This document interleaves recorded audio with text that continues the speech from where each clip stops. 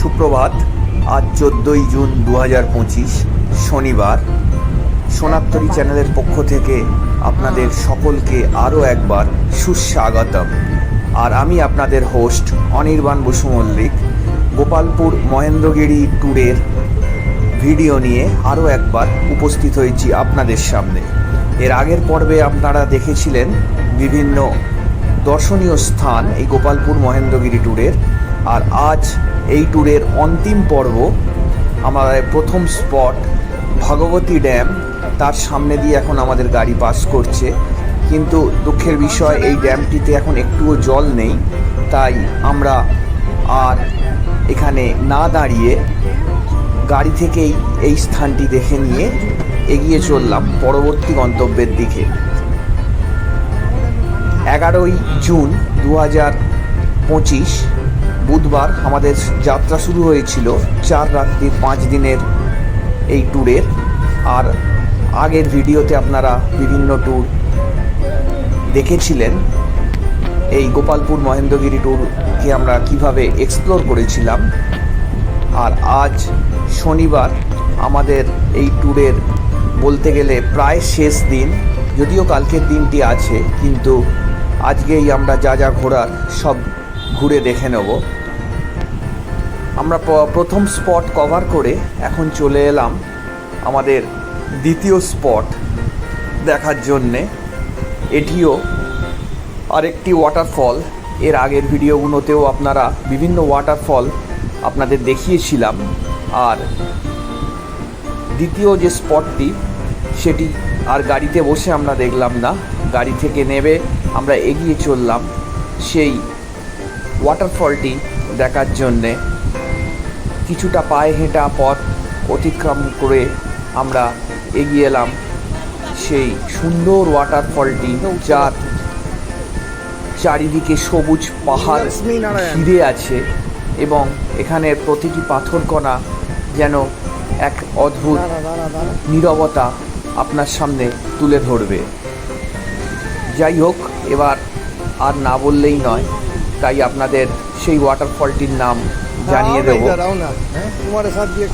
আর এই ওয়াটারফলটির নাম হলো মানকাডার্ডিয়ান ওয়াটারফল, যার ইংরাজি অর্থ মাঙ্কি জাম্পিং, অর্থাৎ হনুমান লাফাচ্ছে। এই অর্থে এই ওয়াটারফলটির নামকরণ করা হয়েছে মানকাডিয়ান ওয়াটারফল। এই ট্যুরটা আমাদের সবচেয়ে ভালো কাটছে, তার বিশেষ কিছু কারণ আছে। এই ট্যুরে আমরা যেখানেই যাচ্ছি হাতে গোনা 2-1 পর্যটক ছাড়া আর কারোর দেখা পাচ্ছি না। তাই কোনো রকম কোলাহলবিহীন এই সুন্দর সুন্দর স্পটগুলিকে আমরা নিজের মতন করে এক্সপ্লোর করতে পারছি। আর এই মানকাডিয়ান ওয়াটারফল তা দেখে আমরা এবার রওনা হব আমাদের পরবর্তী গন্তব্যের দিকে।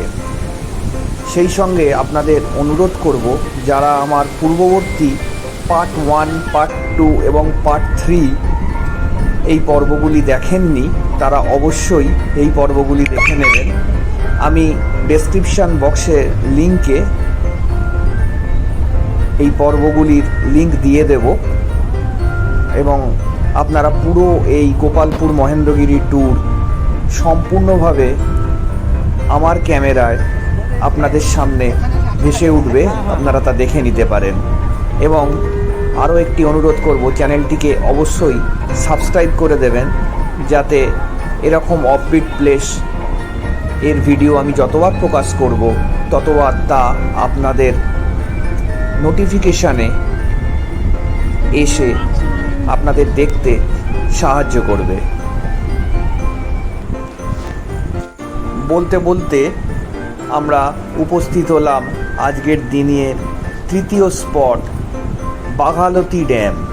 যদিও এই স্পটটি আমাদের প্যাকেজের মধ্যে ছিল না, কিন্তু এই সাউ ট্রাভেলসের কথা আপনাদের বারবার বলতে হবে।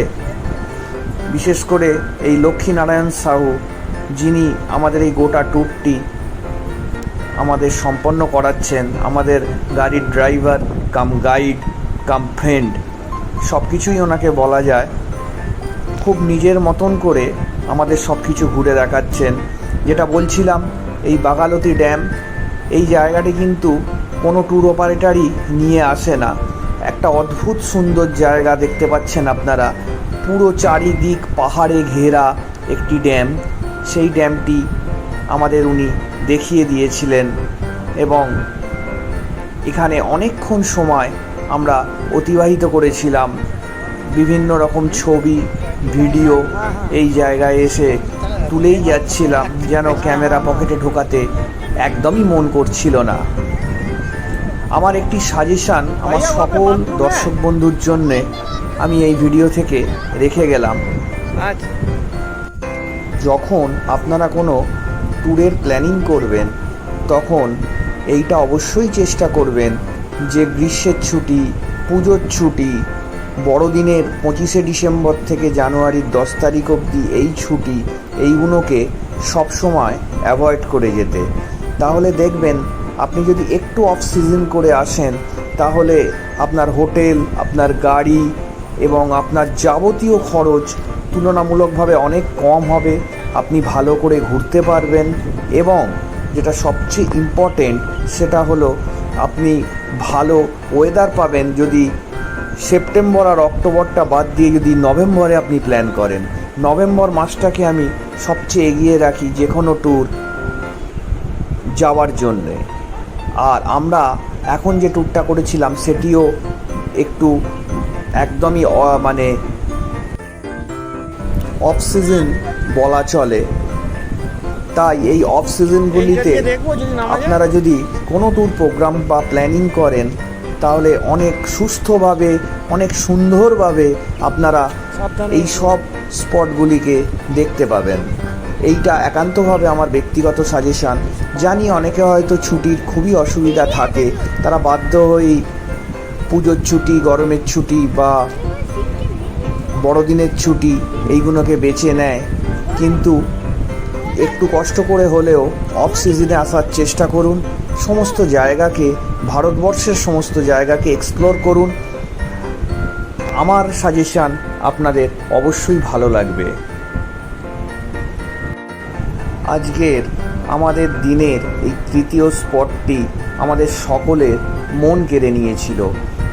আপনাদের আগেই জানিয়েছি, যদিও এই স্পটটি আমাদের প্যাকেজের মধ্যে ছিল না, কিন্তু আমাদের ড্রাইভার লক্ষ্মীনারায়ণ সাউ আলাদা করে কোনো রকম অতিরিক্ত চার্জ না করে আমাদের এই স্পটটি ঘুরে দেখিয়েছিলেন।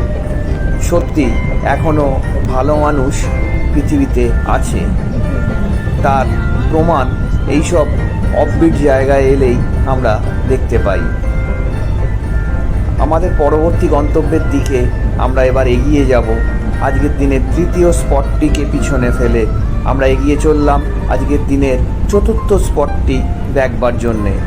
এই স্পটটিও খুবই গুরুত্বপূর্ণ স্পট এই ট্যুরের, যাকে বলা হয় উটি অফ উড়িষ্যা, মানে উড়িষ্যার উটি। এই স্পটটি একটি মন্দির এবং এই মন্দিরটি পাহাড়ের একদম হিল টপে অবস্থিত। এই মন্দিরটির নাম হলো মাতা বেলন কুমারী মন্দির। সমতল পথ দিয়ে যেতে যেতে হঠাৎ কখন 10 থেকে 12টা বাঁক অতিক্রম করে আপনার গাড়ি কখন যে আপনাকে একদম পাহাড়ের মাথায় তুলে দেবে আপনি বুঝতেও পারবেন না। এবং এই মন্দিরটি একদম পাহাড়ের মাথায় অবস্থিত। এখান থেকে পুরো এই রেঞ্জের সমস্ত দৃশ্য খুব সুন্দরভাবে দেখা যায়। আমাদের গাড়ি একদম আমাদের পর্বতের মাথায় আমাদের পৌঁছে দিল। তবে পৌঁছে দেওয়ার পরেও আপনার রেহাই নেই, আপনাকে আরও 229টা সিঁড়ি অতিক্রম করে পৌঁছতে হবে এই বেলন কুমারী মাতা মন্দিরে। আমরাও এ সুযোগ হাতছাড়া করলাম না এবং গাড়ি থেকে নামার পর সিদ্ধান্ত নিলাম আমরা ওপরে উঠব। যাই হোক, চলতে চলতে 229টা সিঁড়ি কখন যেন অতিক্রান্ত হয়ে গেল তা নিজেরাও বুঝতে পারলাম না। এবং দেখুন কি সুন্দর একটি শিবলিঙ্গ আপনাদের সামনে। চলতে চলতে এই শিবলিঙ্গটি আপনাদের চোখে ধরা পড়বে। এটি কিন্তু ছোটোখাটো শিবলিঙ্গ নয়, অনেকটাই উঁচু এবং অনেকটাই বড়, এবং পাহাড়ের ওপর থেকে তা সুন্দরভাবে দৃশ্যমান। আর এইখান থেকে পুরো জায়গাটার ভিউটা শুধু একবার দেখুন, চারিদিক যেন অত্যন্ত মনোরম লাগছিল। আমরা হেঁটে হেঁটে অবশেষে পৌঁছে গেছি বেলনকুমারী মাতা মন্দিরে, কিন্তু এবারেও আমাদের ভাগ্য একটু হলেও খারাপ। এই মাতার দর্শন আমরা পাইনি, কারণ তখন মন্দিরটি বন্ধ ছিল, ভোগ প্রস্তুত হচ্ছিল, সেই জন্যে মন্দিরটি বন্ধ রাখা হয়েছিল এবং তা খুলতে আরও 40 থেকে 45 মিনিট সময় লাগবে বলে ওখানকার লোকজন জানিয়েছিল। যাই হোক, আমরা দেরি না করে মাকে মনে মনে স্মরণ করে নিচে নেমে এলাম। নিচে নেমে এসে আমাদের গাড়ি আবার এগিয়ে চলেছিল আমাদের পরবর্তী গন্তব্যের দিকে, যার নাম ভৈরবী মাতা 108 মন্দির। আমরা সেখানে এসে উপস্থিত হলাম। এই মন্দিরটিও উড়িষ্যার খুবই জনপ্রিয় মন্দির একটি। এখানে 108 জন দেবদেবীর মূর্তি ধরা আছে এই মন্দিরে। আমরা সকলে মিলে হাঁটতে হাঁটতে এগিয়ে চললাম মূল মন্দিরের প্রবেশপথে। পুরীর জগন্নাথ মন্দিরের আদলে তৈরি এই মন্দিরটিও বেশ বড় এবং এখানকার মন্দিরের শিল্পকার্য চোখে পড়ার মতন। এখানে মূল মন্দিরে পূজিত হন জগন্নাথ দেব। এছাড়া 108 মন্দির তো এর সংলগ্ন এলাকায় আছেই, যেখানে কোনো দেবদেবী বাদ নেই, সবাই এখানে পূজিত হন। আমরা আমাদের দিনের পঞ্চম স্পটটি দেখে আমরা ব্যাক করেছিলাম আমাদের গোপালপুর হোটেলে, যেখান থেকে আমাদের যাত্রা শুরু হয়েছিল গোপালপুরে। সেইখানে আবার প্রথম ব্লগেই আপনাদের জানিয়েছিলাম যে আমরা গোপালপুর সমুদ্র সৈকতে আরও এক রাত্রি অতিবাহিত করব। আজ 14ই জুন বিকাল 3:30 আমরা আবার চলে এলাম সেই গোপালপুর আমাদের হোটেলে, এবং সারাদিনের ক্লান্তি এইখানে বসেই যেন সমুদ্রের ছোঁয়ায় তা দূরীভূত হয়ে গেল। এবং এখান থেকে কত সুন্দর এই বীচটি দৃশ্যমান তা বলার অপেক্ষা রাখে না। আপনাদের প্রথম পর্বেই এই গোপালপুর আমাদের হোটেল সিসাইড ব্রিজ, এখান থেকে আপনাদের সমুদ্রের ভিডিও দেখিয়েছিলাম। আবার সেই হোটেলেই এসে উপস্থিত হলাম, আর মন যেন বাদ সাধল না। যাওয়ার দিন সমুদ্রে একবারও না নামার আক্ষেপ পূরণ করতে ঠিক সেই দিন বিকেলবেলায় চলে এলাম সবাই মিলে এই সমুদ্র সৈকতে।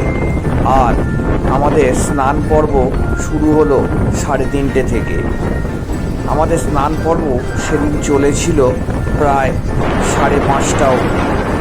এই 2 ঘন্টার প্যাকেজে আমরা সমুদ্রকে নিজের মতন করে তার সঙ্গে আলাপ এবং ভালোবাসায় মেতে উঠেছিলাম। আজকে যেন সমুদ্রের জলরাশি আগের দিনের তুলনায় অনেক বেশি নীল, এবং সমুদ্রের জলও ছিল অত্যন্ত পরিষ্কার। সেই সঙ্গে আরও একটি কথা না বললেই নয়, সেটা হলো আজকে সমুদ্র সৈকতে গোপালপুরে ভিড় ছিল আগের দিনের তুলনায় অনেক বেশি। কারণ আপনাদের জানিয়েছিলাম যে এখানে সংক্রান্তি উৎসবটা খুবই জনপ্রিয়, তাই সংক্রান্তি উৎসব চলার জন্য এখানকার লোকাল মানুষ, সাধারণ মানুষ নিজেদের মতন করে তারা ছুটি কাটায়। তাই এই গোপালপুর সমুদ্র সৈকতে লোকাল লোকের ভিড় ছিল অনেক বেশি।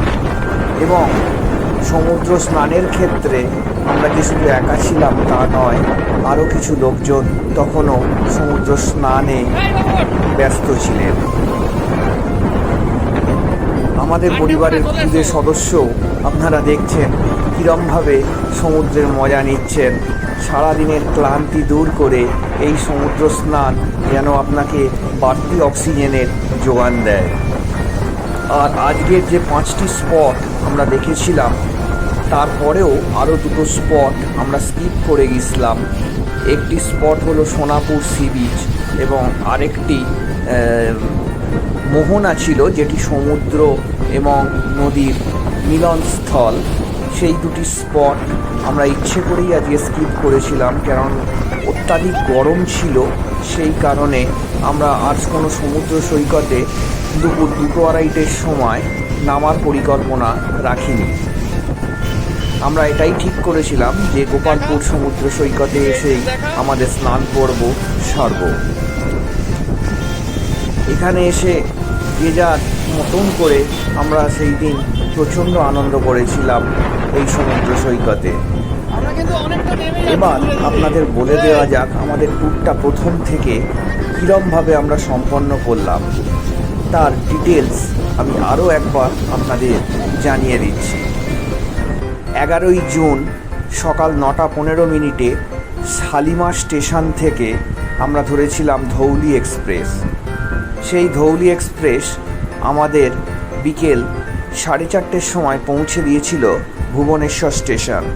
সেইখান থেকে আমাদের এই ট্যুরের গাইড, আমাদের ড্রাইভার লক্ষ্মীনারায়ণ সাহু আমাদের পিক আপ করেন এবং সেই দিন 3.5 থেকে 4 ঘন্টা রাস্তা অতিক্রম করে আমরা পৌঁছে যাই গোপালপুর সি বিচে।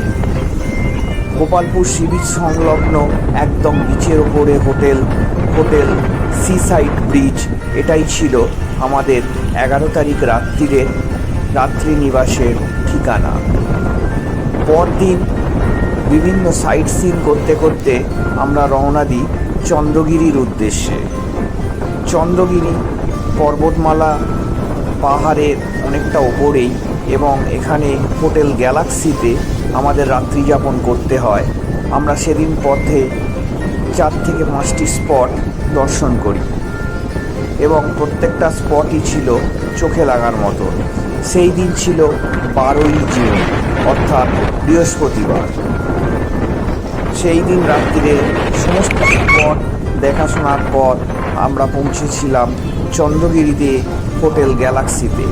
এই হোটেলটিও আমাদের খুব ভালো লেগেছে, কারণ এই হোটেলটিতেও বিরাট 2টি বড় বড় রুম দেওয়া হয়েছিল আমাদের এবং পাহাড়ের ওপরে অবস্থিত হওয়ায় এই হোটেলটি জুন মাসের প্রখর গরমেও বেশ নাতিশীতোষ্ণ ছিল এবং কিছুটা হলেও ঠান্ডার অনুভব আমরা পেয়েছিলাম। তারপরের দিন 13ই জুন আমাদের সাইট সিনে 3 থেকে 4টি স্পট ছিল। সেই ভিডিও আপনাদের জন্যে আমরা রেখেছিলাম। আমরা গিয়েছিলাম মহেন্দ্রগিরি পর্বতের শিখরে এবং আরও 2-3টি স্পট আমরা ওই দিন দর্শন করেছিলাম। মহেন্দ্রগিরি পর্বতমালা আমাদের সকলকে মুগ্ধ করেছে, বিশেষ করে তার ওই ট্রেকিং পথ যেন ভোলার নয়। বেশ কঠিন ছিল, তবে কোনো কিছুর শেষে জিতে যাওয়ার আনন্দটাই আলাদা।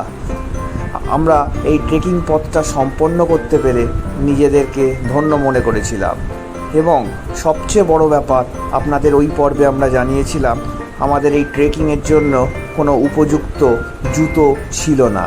আমরা শুধুমাত্র হাওয়াই চটি, স্যান্ডেল এইসব পরে আমাদের ট্রেকিং পথটি কমপ্লিট করেছিলাম। সাধারণত লোকজন যে ট্যুরটি করে থাকে এই গোপালপুর থেকে, সেটি দারিংবাড়ি ট্যুর। দারিংবাড়িকে বলা হয় উড়িষ্যার কাশ্মীর, কিন্তু আমরা সেই উড়িষ্যার কাশ্মীরকে উপেক্ষা করে গিয়েছিলাম উড়িষ্যার মেঘালয় মহেন্দ্রগিরিতে। দারিংবাড়ি আজকে অত্যন্ত জনপ্রিয় এরিয়া, সেখানে লোকজনের যাতায়াত অনেক বেশি। কিন্তু এই নিরবিচ্ছিন্ন মহেন্দ্রগিরি আমাদের যেন মনকে মুগ্ধ করে তুলেছিল। এই একই তো অফবিট প্লেস, এবং তার উপর এরকম অফ সিজনে যাত্রা, শুধু আমরা ছাড়া এক একটা হট স্পটে আর কেউ ছিল না। ফলে এত সুন্দর উপলব্ধি এবং এত সুন্দরভাবে প্রত্যেকটা জায়গাকে আমরা এক্সপ্লোর করেছিলাম, যা আমাদের ইন্ডিয়ার অনেক জায়গায় ট্যুরের মধ্যে সত্যি স্মরণীয় হয়ে থাকবে। উড়িষ্যার বুকে অনেক ইউটিউব খুঁজে আমি এই জায়গার সন্ধান পেয়েছিলাম। আজ মহেন্দ্রগিরি এখনও অফবিট আছে। দারিংবাড়ি আজকে ফেমাস হয়ে গেছে, সেটিকে আর অফবিট বলা যায় না। তাই গোপালপুর থেকে যদি আপনারা পছন্দ করে থাকেন, এই দারিংবাড়িকে উপেক্ষা করে মহেন্দ্রগিরির ট্যুর করতে পারেন। কথা দিলাম আপনাদের ভালো লাগবেই। এবং এই পথে আপনারা এমন কিছু জিনিস দেখতে পাবেন যা কোনো ট্যুরে গেলেই সম্ভব নয়।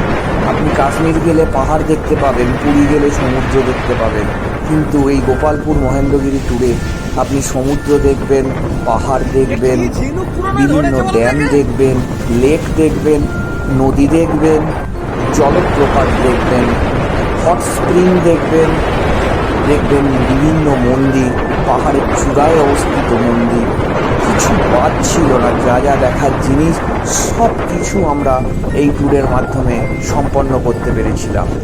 আমাদের পার হেড যদি খরচের কথা বলেন, এটি একটু এক্সপেন্সিভ ছিল, কেননা আমরা কোনো রকম কার্পণ্য করিনি খাওয়া দাওয়া বা হোটেল থাকা এইসব ব্যাপারে। আমাদের পার হেড 11,500 টাকা করে জনপ্রতি খরচা হয়েছিল। তবে এই 4 রাত্রি আর 5 দিনের ট্যুর আমাদের জীবনের অন্যতম শ্রেষ্ঠ ট্যুর হিসেবে বিবেচিত হবে, তা বলার অবকাশ রাখে না। সেদিনের গোপালপুর সি বিচ যেন ক্রমশই সুন্দর থেকে সুন্দরতর হয়ে উঠেছিল। সূর্যদেব যখন অস্তমিত হওয়ার পথে, তখন এই বিচের সৌন্দর্য যেন আরও বেড়ে গিয়েছিল। বহুদিন আগেকারের পুরীতে এরকম নীল জলরাশি দেখা যেত, আজ তা ঘোলাটেতে পরিণত হয়েছে। কিন্তু গোপালপুর তার নিজের সৌন্দর্য এখনও ধরে রাখতে পেরেছে, শুধুমাত্র কম মানুষের আনাগোনার জন্য। প্রকৃতি এরকমভাবেই সুন্দর হয়ে থাকুক, আর মানুষজন নিজেদের সমস্ত রকম বদ অভ্যাস, যেমন প্লাস্টিক ইত্যাদি বিভিন্ন নানান জিনিস পরিত্যাগ করলে প্রকৃতি তার নিজের সৌন্দর্য ধরে রাখতে পারবে, এই আশাই আমরা রাখি। আপনাদের সকলকে আরও একবার অনুরোধ, আমার চ্যানেলটি যদি ভালো লেগে থাকে অবশ্যই সাবস্ক্রাইব করে দেবেন। আপনাদের মূল্যবান কমেন্টের অপেক্ষায় রইলাম। জানি না প্রথম তৃতীয় 3টি পর্ব আপনাদের কেমন লেগেছে। চতুর্থ পর্বে আপনাদের সম্পূর্ণ এই ট্যুরের যাবতীয় তথ্য শেয়ার করলাম। ডেসক্রিপশন বক্সে থাকবে আমাদের যে ট্যুর অপারেটর আমাদের পুরো এই ট্যুরটিকে সম্পন্ন করতে সাহায্য করেছিল, তার সম্পূর্ণ বিবরণ এবং তাদের যোগাযোগ নাম্বার। এই সাউ ট্রাভেলসের কর্ণধার পিন্টু সাউ আমাদের সঙ্গে যে টাকায় চুক্তি করেছিলেন, সেই টাকাতেই আমাদের সম্পূর্ণ ঘুরে দেখিয়েছেন। এবং আমাদের driver cum guide Lakshminarayan Sau, এই লোকটিও সত্যি অমায়িক লোক। যা যা ট্যুরে ছিল না সেই সমস্ত কিছু স্পটও তিনি আমাদের ঘুরে দেখিয়ে সাহায্য করেছেন। তাই আমার সকল দর্শক বন্ধুকে অনুরোধ, আপনারা পারলে এই সাউ ট্রাভেলসের সঙ্গে যোগাযোগ করে এই ট্যুরটি সম্পন্ন করতে পারেন। কথা দিলাম আপনাদের ভালো লাগবে। তবে আরও একবার বলে দিলাম যে এই সব ট্যুর অফ সিজনে আসার চেষ্টা করবেন। তার মধ্যে এক অদ্ভুত জিনিস আপনারা খুঁজে পাবেন এই ট্যুর করলে, যা এমনি সিজনে এলে আপনাদের পক্ষে সম্ভব নয়, এবং সমস্ত জিনিসের খরচও আপনাদের জন্য অনেক বেশি হয় যদি সিজনে আপনারা এইসব ট্যুর করে থাকেন। যদিও এই ট্যুরে আমাদের খরচ অনেকটাই বেশি হয়েছিল, আপনাদের জানালাম। যাক, ভিডিও কেমন লাগছে তার কমেন্ট আমি কিন্তু আশা করব। আর প্রত্যেকের সাবস্ক্রিপশান যেন হয়ে যায়, এই বন্ধুর এইটাই একমাত্র প্রার্থনা। আর যে কথা বলতে বলতে থেমে গিয়েছিলাম, সেই 13ই জুন 2025 শুক্রবার রাত্রে আমাদের রাত্রিনিবাস হয়েছিল চন্দ্রগিরির হোটেল গ্যালাক্সিতে। আর 14ই জুন আজকে সকাল থেকে কি করলাম তা এই ভিডিওতে তো আপনারা দেখতেই পেলেন। আজকে রাত্রিবাস হবে গোপালপুরের হোটেলে। কাল 15 তারিখ আমাদের যাত্রা শুরু হবে ভুবনেশ্বরের উদ্দেশ্যে। কালই আমাদের এই ট্যুরের শেষ দিন। সুপ্রভাত, আজ 15/6/2025। আজ আমাদের যাত্রা শেষ করে ফিরে যেতে হবে বাড়ির পথে। তবে আজকে সকালবেলায় আমরা বেরিয়ে পড়েছিলাম ভুবনেশ্বর যাওয়ার জন্যে। পথে যদি কোনো জ্যাম ফ্যাম ইত্যাদির সম্মুখীন হতে হয়, তাই একটু আগেই আমরা গোপালপুর হোটেল থেকে চেক আউট করে বেরিয়ে পড়েছিলাম ভুবনেশ্বরে যাওয়ার জন্যে। পথে আমাদের কোনো সাইট সিন ছিল না, তবে আমাদের গাইড আমাদের আবার একটি জায়গা দেখিয়ে দিয়েছিল, সেটা হলো পোতাগড় ফোর্ট। এই জায়গাটি অত্যন্ত সুন্দর ছিল এবং এখানে সমুদ্র আর নদীর সংযোগস্থল এই জায়গা থেকে দেখা যেত। আমরা পুরো জায়গাটাকে অনেকক্ষণ ধরেই এক্সপ্লোর করেছিলাম এবং এর সৌন্দর্য উপলব্ধি করেছিলাম। কথিত আছে এখানে একটি গুহা আছে, যে গুহা থেকে নাকি পুরী অবধি যাওয়া যায়। আমরা সেই গুহাটা দেখেছিলাম বটে, কিন্তু তাতে নামার সাহস পাইনি। যাই হোক, আমাদের হাতে সময়ও কম ছিল, কারণ আমাদের দুপুর 2:50-এ ট্রেন ছিল। তাই আমাদের এই সব জায়গা এক্সপ্লোর করে তাড়াতাড়ি বেরিয়ে পড়তে হয়েছিল। আমি যে ট্যুরের খরচের কথা আপনাদের আগে জানিয়েছিলাম, আমাদের 11,500 টাকা জনপ্রতি খরচ হয়েছিল। তার মধ্যে ছিল ধৌলি এক্সপ্রেসের এসি চেয়ার কারের ভাড়া এবং ফেরার সময় আমাদের ট্রেন ছিল বন্দে ভারত এক্সপ্রেস, অর্থাৎ পুরী হাওড়া বন্দে ভারত এক্সপ্রেস, এবং তারও এসি চেয়ার কারের ভাড়া সমেত। অর্থাৎ স্লিপার ক্লাসে আসলে আপনাদের এই এক্সপেন্স কিছুটা হলেও কম হবে।